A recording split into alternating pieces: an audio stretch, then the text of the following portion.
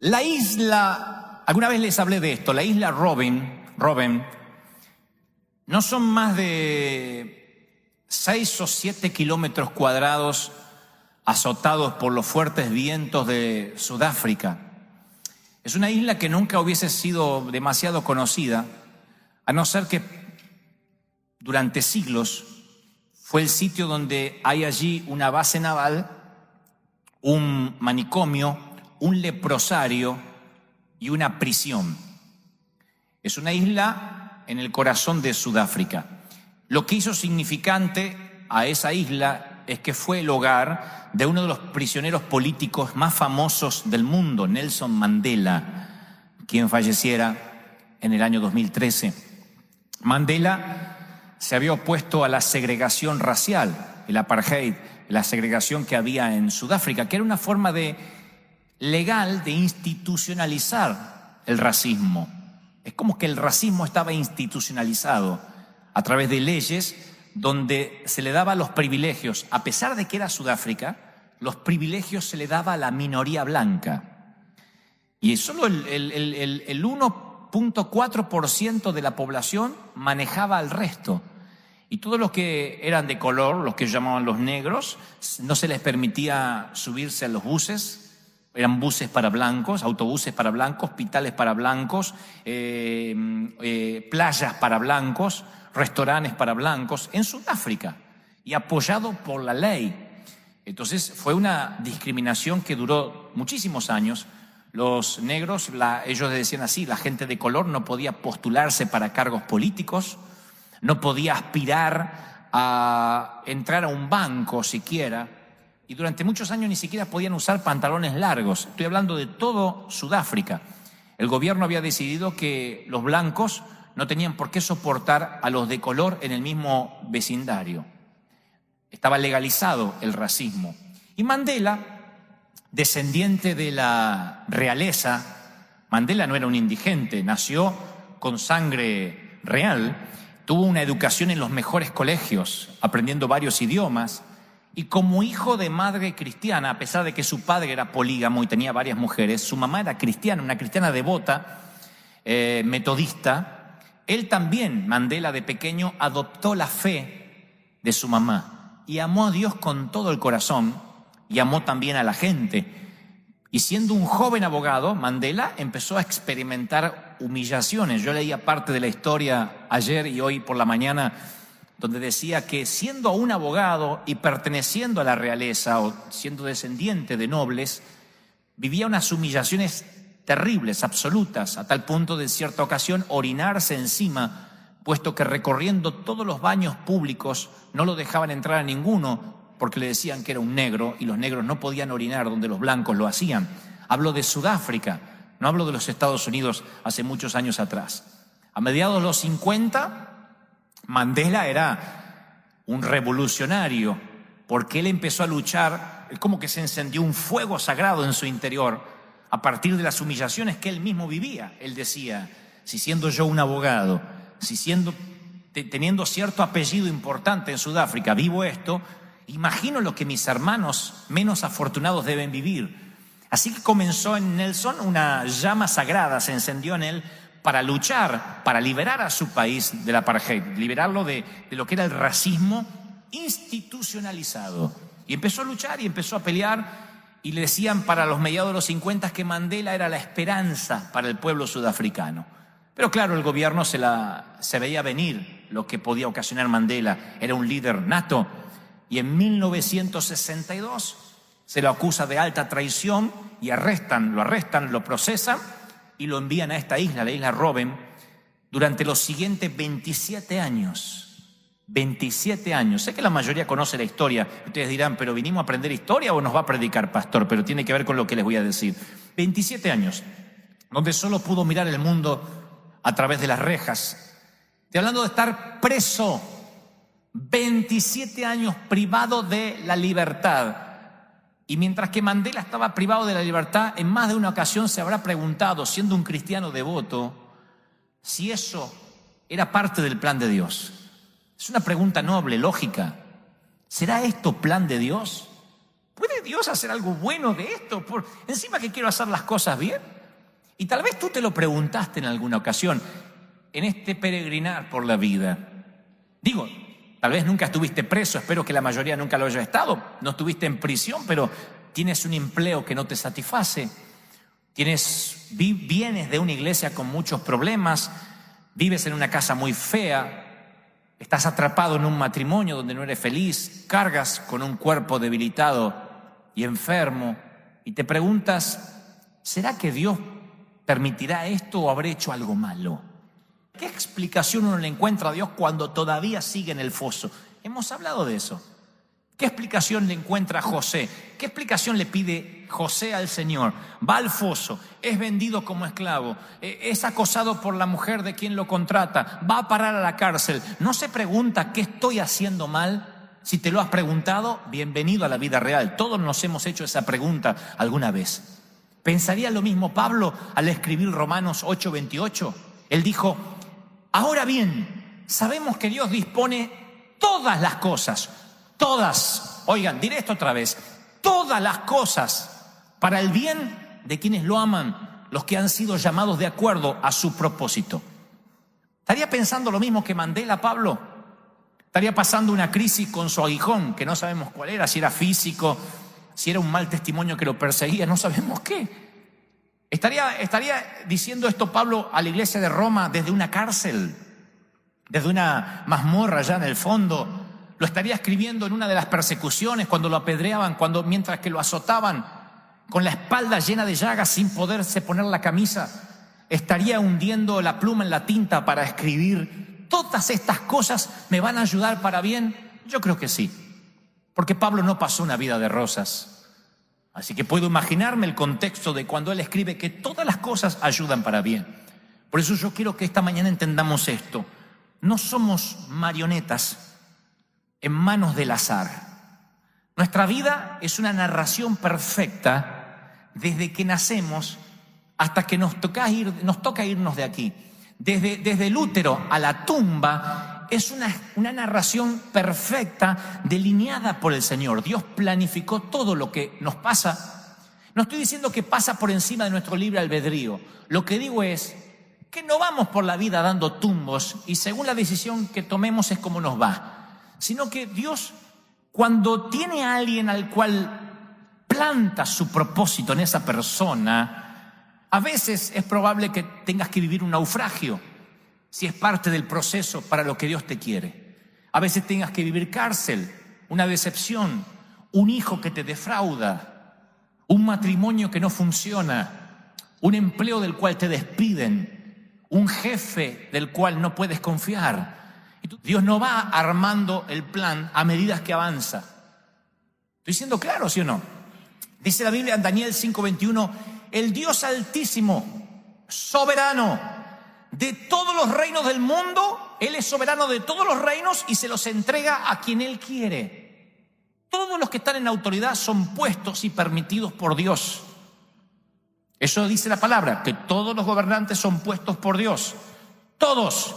Los buenos, los malos y los otros. Todos. Fujimori, Enrique Peña Nieto, Carlos Menem, Adolfo Hitler, los faraones, Nabucodonosor, Salomón. Los buenos, los malos, todos, para bendición de las naciones o para maldición. Así como Él pone a los gobernantes, a los presidentes, a los líderes políticos, Él también decide qué es lo que te va a pasar. Él permite ciertas cosas de tu vida. Ahora, présteme atención porque se va a poner peliaguda la cosa y no quiero que me apedreen. Escuchen, pueden creerlo o no, les daré la base bíblica ahora. Una madre de aquí de la congregación, ella es una dama que junto con su esposo han sembrado dinero, han estado muy fieles. Una dama perdió su embarazo hace algunos meses y ella me dijo, me la encontré en la oficina y ella me dijo, con lágrimas como toda mamá que pierde un bebé, me dijo, ¿crees que esto también es plan de Dios, pastor? Y le digo, claro, sí lo es. con todo el dolor del alma. No podemos decir Satanás mató tu hijo. Esto también es plan de Dios, es permitido por Dios. Y le recordé la promesa de Dios que dice: porque yo sé muy bien los planes que tengo para ustedes, planes de bienestar y no de mal, no de calamidad, Jeremías 29:11, sino planes de bien, a fin de darles un futuro y una esperanza. ¿Me están oyendo, sí o no? Lo que trato de decir es que hay una línea cristiana que cree que nuestra vida comienza cuando conocemos al Señor. Todo antes de eso fue un desperdicio. Y allí empieza la frustración de muchos. Perdí mi juventud de haber conocido al Señor a los 30. ¿Cómo lo conocí a los 50? ¿Y por qué no lo conocí de adolescente? Creemos como que no existimos antes de que nos encontremos con Cristo. No existía. Dios no nos tenía en cuenta porque no éramos redimidos, estábamos perdidos y Dios no sabía ni que existíamos. Inconscientemente eso es lo que creemos. De hecho, que conozco gente que ni quiere hablar de cuando no conocía al Señor porque dice: esa parte estaba bajo el dominio del diablo. Fueron los 27 años de cárcel de Mandela. Ustedes dicen: bueno, pero Mandela, ¿quiere que les hable de Pablo? Presten atención porque les va a volar la cabeza lo que les voy a decir. La vida de Pablo es una prueba de que a veces Dios te procesa aun cuando no lo conoces, para que cuando llegues a Cristo llegues procesadito con mucha información. La vida de Pablo lo confirma. Pablo dice, comienza su testimonio con estas palabras. Dice: yo soy judío, nacido en Tarso de Sicilia, pero criado en esta ciudad. Bajo la tutela de Gamaliel recibí instrucción cabal en la ley de mis antepasados y fui tan celoso de Dios como cualquiera de ustedes lo es hoy en día. Hechos 22:3. Tarso, presten atención por favor, porque esto es lo que nos va a preparar para donde vamos a ir. Tarso estaba a pocos kilómetros de la costa y servía como centro de comercio y abastecimiento para navegantes, comerciantes y hasta piratas de toda Europa y de toda Asia del viejo mundo.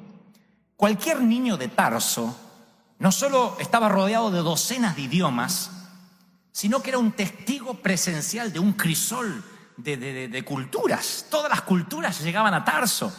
Y además Tarso rivalizaba con las academias de Alejandría, de Atenas. Era un sitio donde la gente iba a estudiar. Como aquí uno dice: voy a estudiar a New York o voy a Houston. Era un sitio donde estaban las universidades del viejo mundo más importante, Tarso. Y allí nació Saulo.